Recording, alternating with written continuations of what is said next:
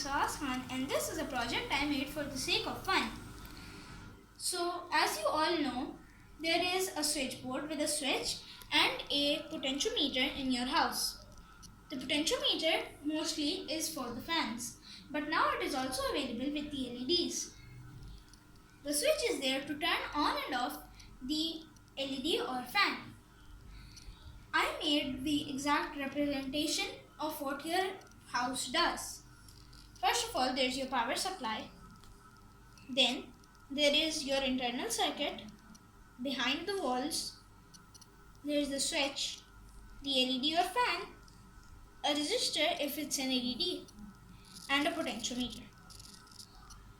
So, if I were to turn on the switch and mess with the potentiometer, the LED's brightness would go up and down and it will turn on.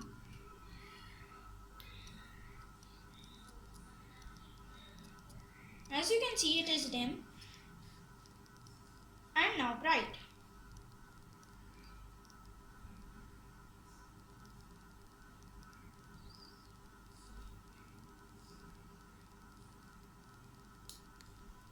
Thank you.